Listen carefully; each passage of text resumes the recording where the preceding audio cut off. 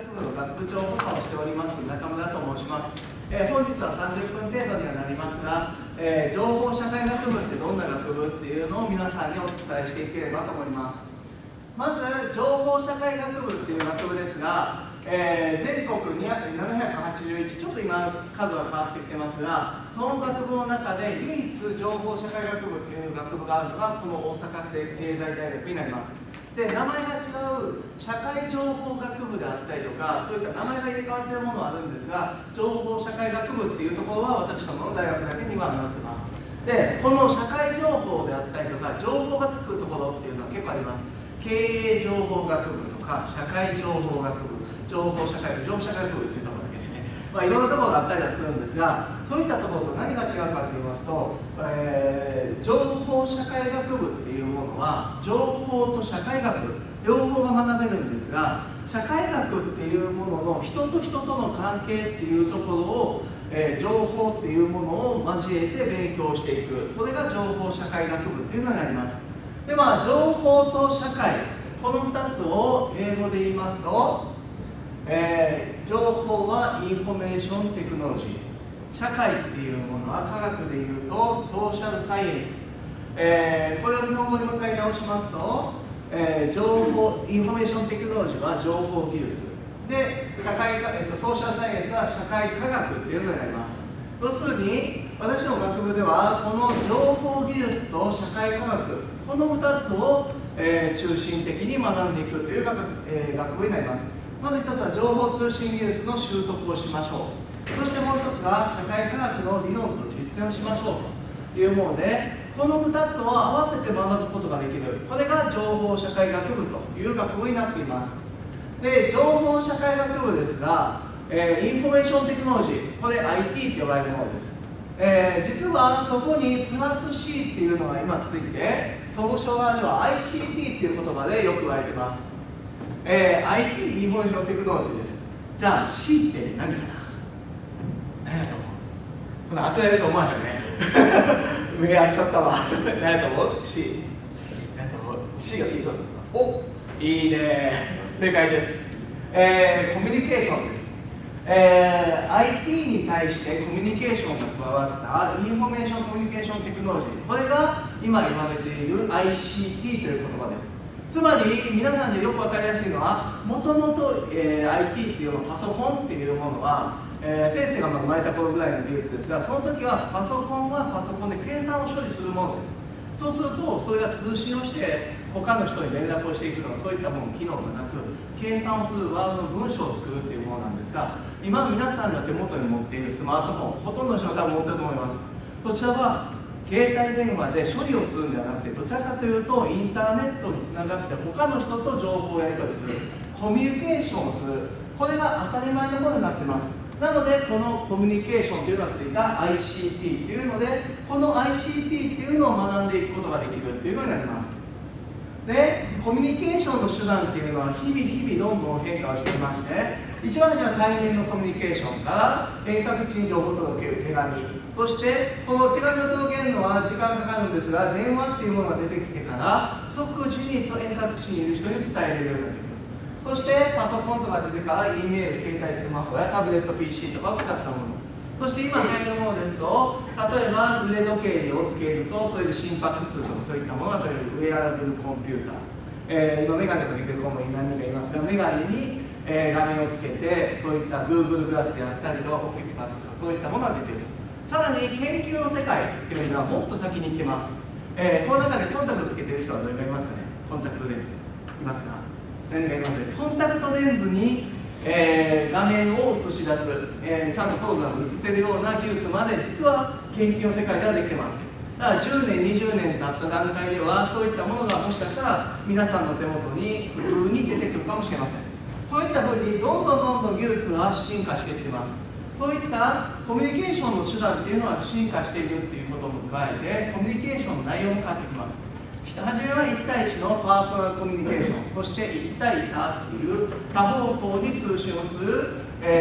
マスメディアからマスコミュニケーション、そしてソーシャルっていうことがついてきて、多対多双方向、そういった通信ができるっていうソーシャルコミュニケーションっていうのが今コミュニケーションの中心になっています。このソーシャルっていうのはちょっと聞き覚えがあると思うんですが、先ほど話したソーシャルサイエンス、それと同じソーシャルっていう言葉を使っています。要するに社会を通してコミュニケーションをする、それが今当たり前の世界になってきている、こういった現状があります。このソーシャルコミュニケーションっていうのをベースにして情報通信技術っていうのを学んでいきましょうということができます。で、私どもの学部、情報通信技術っていうものについては3つのレベルっていうものまで段階的に学ぶことができるということでお話をしています。レベル1、レベル2、レベル3っていうのがあるんですが、レベル1までで自分は情報通信技術が良くて、それ以外のものを中心に学びたいということもできたり、レベル2のところまで一緒に学んでいきながら、レベル3、レベル2まで学んで他のものを中心に学ぶ、補足的に学ぶっていうふうに選択的にできるように作ってきております。で、まずレベル1、何かっていうと、グローバル化社会を相手に ICT をツールとして自由自在に使う。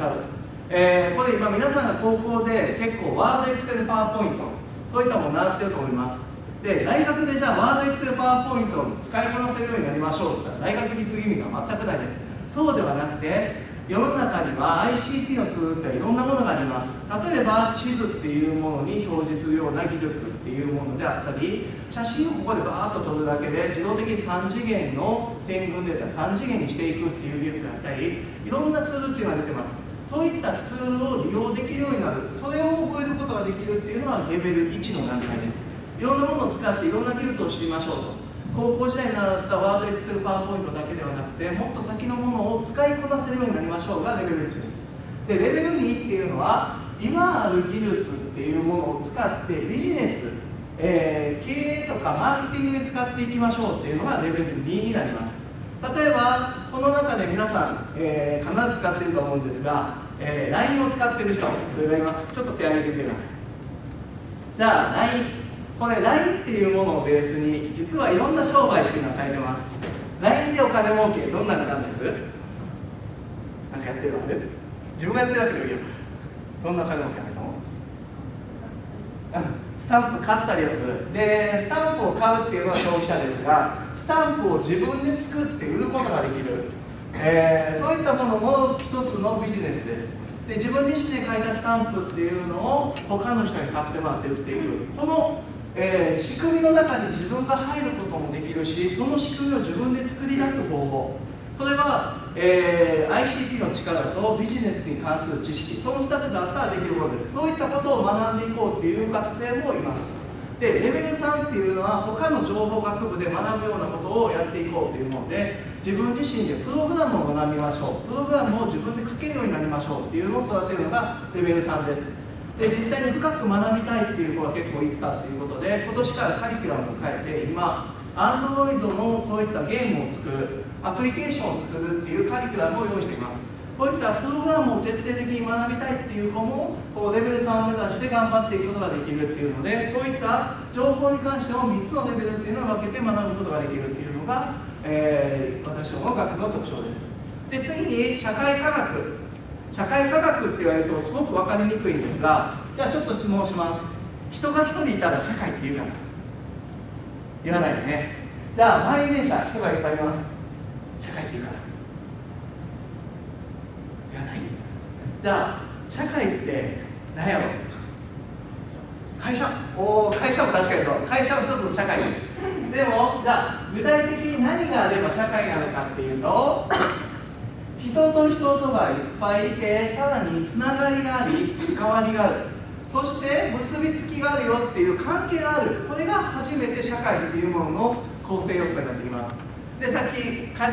社って言ってもらったんですが、実はそれと違くて、社会の関係っていろんなものがあるんですが、結合関係、分離関係、上下関係、こういうふうにいろんな関係があります。社会学でいうとすごい難しい言葉に聞こえるんですが、簡単に言うと、まず結合関係、友達同士いっぱい人がいたら仲のいい子と仲の悪い子がいます。この仲のいい子とは結合関係で、分離関係、自分の友達グループとちょっと違う友達グループがあって、そことあんまり仲良くないですよとかっていうふうに分かれるっていうのがあったりとか、クラブサークルに入れば上下関係があったりすると。なので、いろんな関係っていうのが社会の中には構成されています。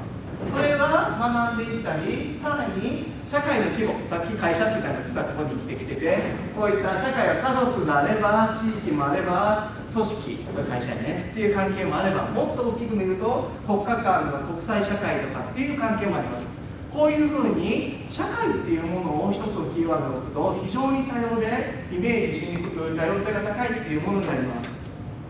この社会っていうものを中心に学んでいって理論的に意味付けをしていきましょう。これが社会科学という分野になってきます。でこの、情報社会学部ではそういった人の関係とかそういったものを学ぶことはできるんですが、実は先ほどまで話した時に情報と社会2つを学べますよという話をしました。実はもう一つ違った特色があって、ここです。人の関係とか社会科学を学ぶ、情報 ICT を学ぶに加えて、もう一つ経済学っていうのを学べるよというのが私どもの学部の特徴になっています。経営情報学部っていう学部に行くと、経営と情報の知識を学びます。で、社会情報学部っていうところに行くと、情報中心社会学を一緒に学びます。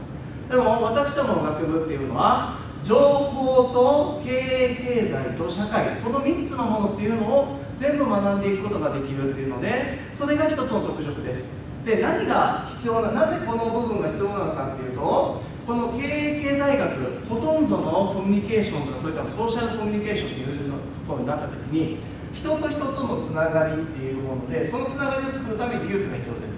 で、技術が必要で、そのつながりがある上で、必ずお金を持っていくビジネスっていうのが動いています。この3つっていうのは実は社会を生きていく上で必要な知識なんですけれども、この3つを一緒に学べる、そういった場所が実はなかったので、私ども学部が今作られたっていう特色になっています。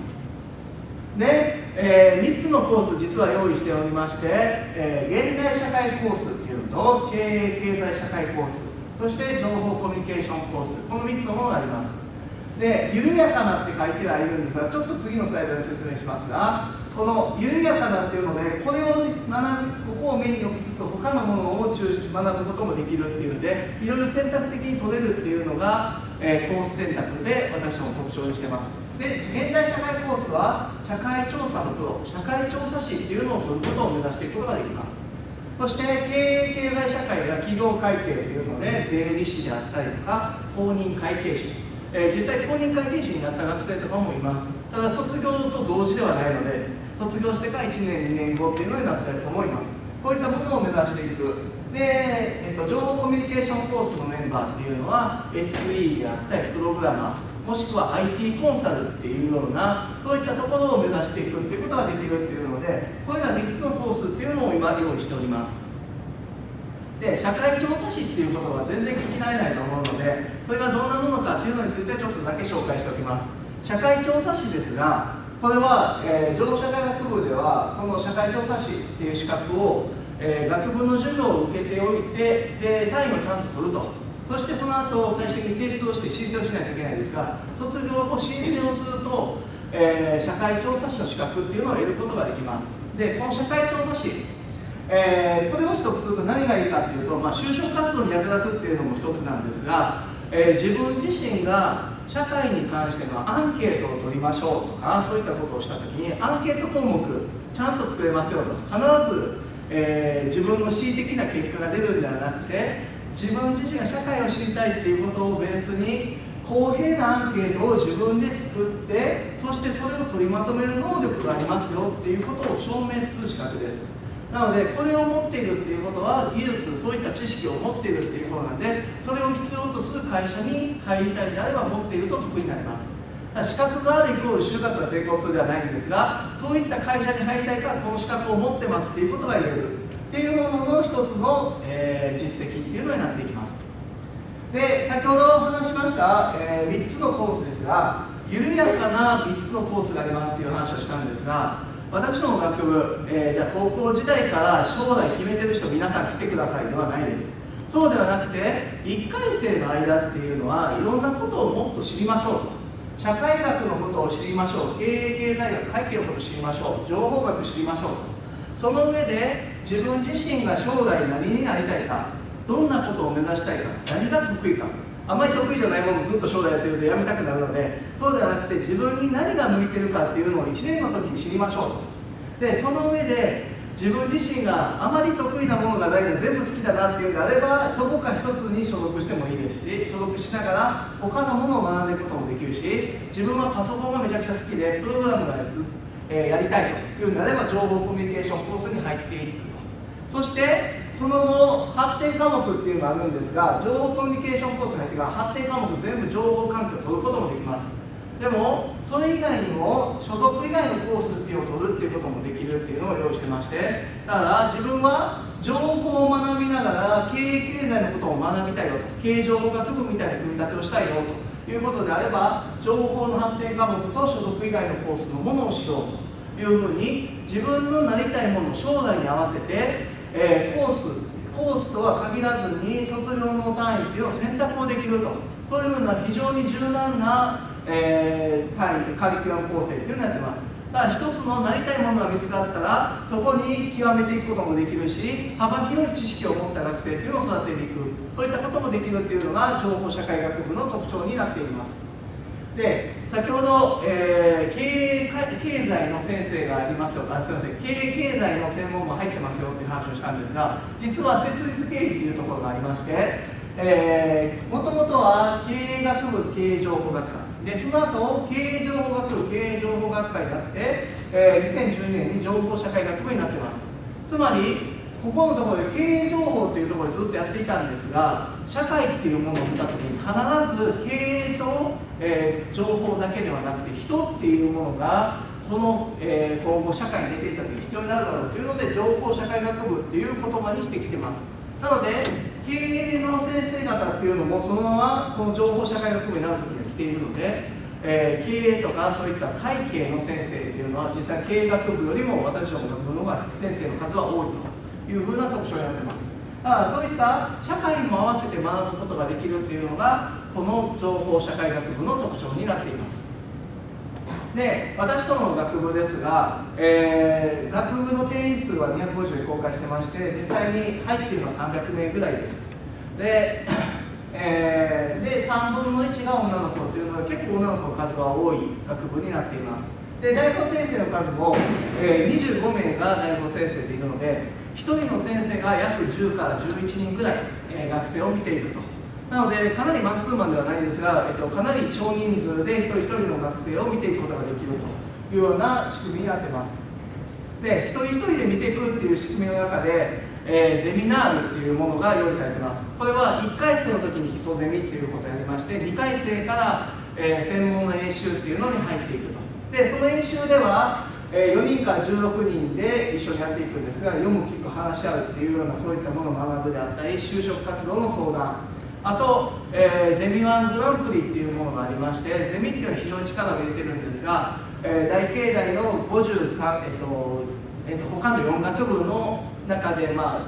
りたいよ、自分らのところを発表したいよっていうようなところのゼミっていうのが集まって、戦うゼミ1グランプリってなります。でそこに対して情報社会学部の先生のところが、25年度、昨年は優勝で、その前が優勝と3位で、その前が2位っていうふうに必ず上位に組み込むと、それぐらいゼミに力を入れて頑張っているというのが情報社会学部の特徴になっています。でじゃあゼミナールっていうのを聞くと皆さんの中でどんなものをやってるんだろうっていうのに非常に不思議に思うと思うので、各コースから1名ずつどんなことをやっているかっていうのを簡単に紹介していきます。まずこれ情報関係の先生ですが、データバックって何だろうっていうのを一つにやってます。これ例えばこういったエクセルのシートで数値が並んでます。じゃあこういうふうなものをよく見ることがあると思うんですが、じゃあこれを分かりやすく並べ替えようと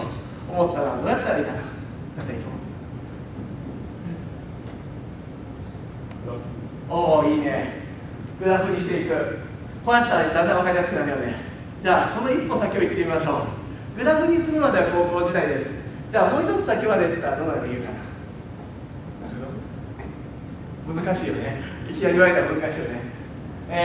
この先ですが、こういったグラフにして見せることもできるんですが、さらにこの先生のところの演習では何をやってるかっていうと、こういうふうな地図っていうものに数値を重ね合わせましょうということをします。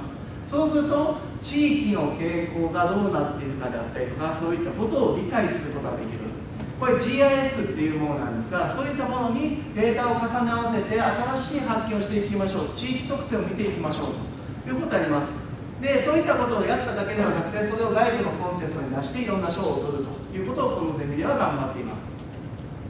でこれ社会学の先生ですが、その社会学の先生は今沖縄の研究を結構やられている先生ですので、沖縄で社会調査をしましょうとやってます。で学生はじゃあ何をするのかというと、自分自身でどんなテーマをしたいかを学生が決めます。そしてどんなアンケートを取ったらいいかも自分が決めます。でそのアンケートを取る対象の人も自分で決めます。で決めて、じゃあ先生何か用意するのはっていうと、先生は沖縄へ連れて行って沖縄でみんなの身の安全を見ると、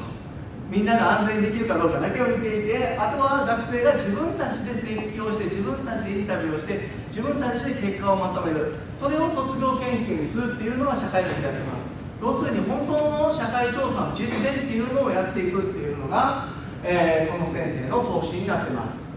で例えばテーマですが、沖縄の長寿病っていうので、長寿病を言われてるんですが、男性が下がってきて女性は今でも1位になっていると。じゃあこれは何でなんだろうと、社会的な背景に何かあるんじゃないかとか、そういったものを分析していくとか、風水との関係とか、そういったものが、米軍兵と結婚した沖縄女性っていうのは地域の普通の女性方とどう付き合っているのかとか、こういったいろんな気になったテーマ、それを自分らで見つけて設定をしていくということをやったりする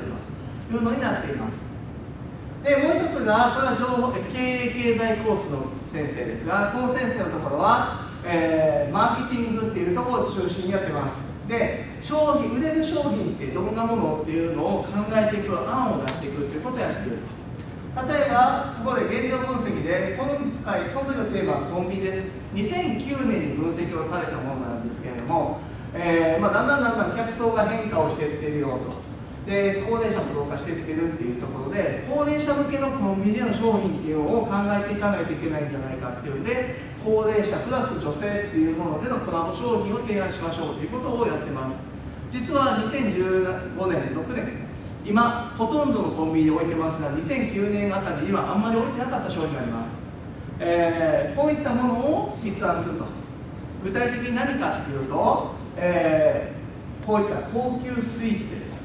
今コンビニに行くと必ずスイーツコーナーに和菓子はあります。でもその当時はあまりなかったので、そういった和スイーツっていうものを考えて置いていけば売れるんじゃないかっていうのを、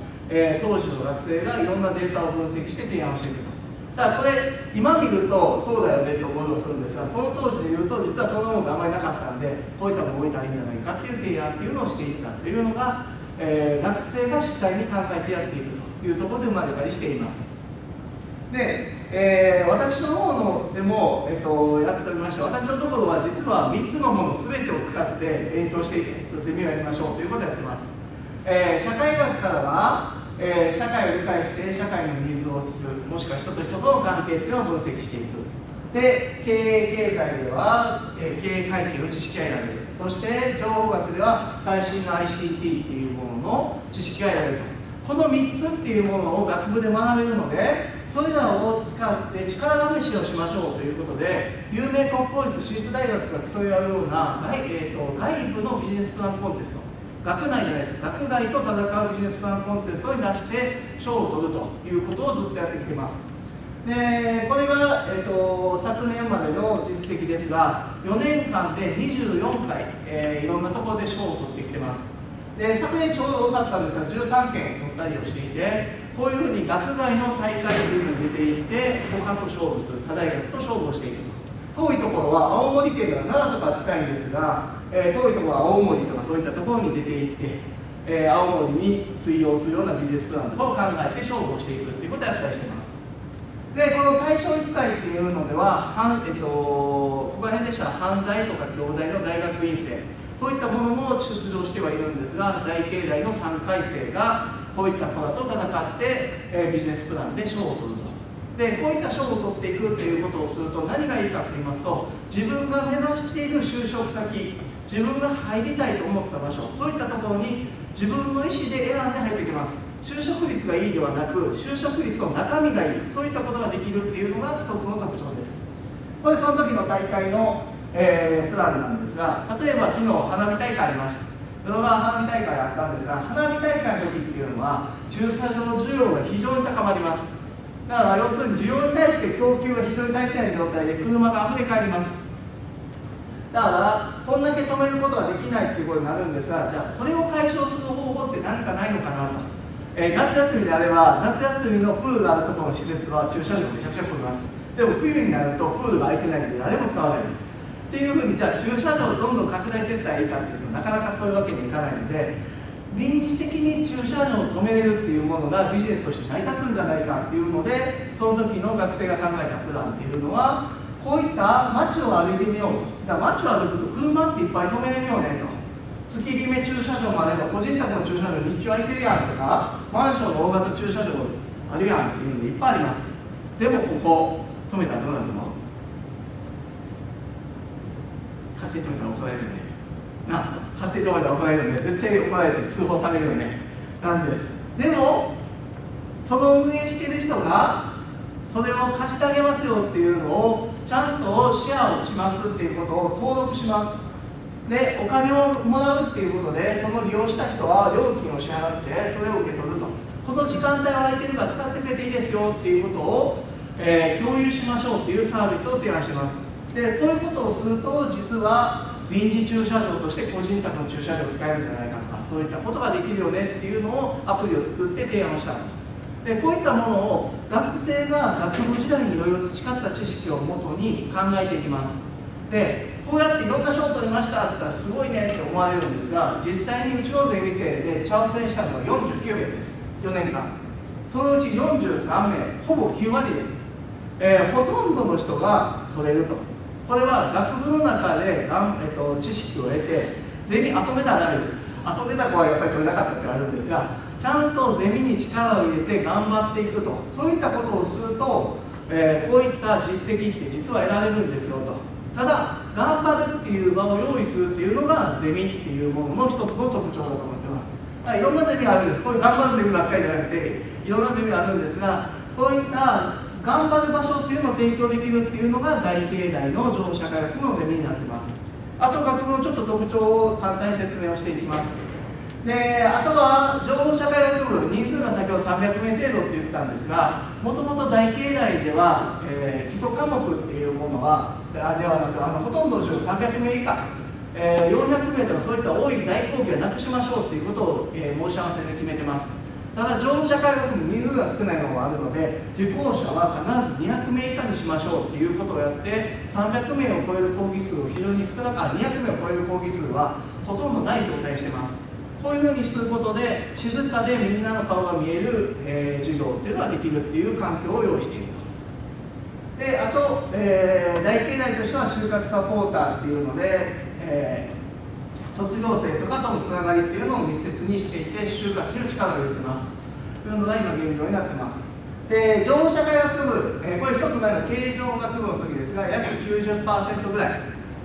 就職率がやったと。で、昨年ちょっと就活の、時期とかスケジュールがいろいろ狂ったので少し少なかったんですが、約9割の学生っていうのがちゃんと就職ができてます。で、残りの 10% っていうのは、卒業ができないっていうのがあるんですが、それ以外にも学校に来てないであったり就活をちょっと諦めてしまったとか、こういった学生がいるんですが、それ以外の学生はほとんどが必ず就職できるというような状況になっています。非常に就職率が高いです。そして就職率の就職先っていうのも他の4学部と違って特徴がありまして、通常社会学系とかそういった文系のところは卸売小売製造っていうところと、あと金融とか経営関係で上がったりするんですが、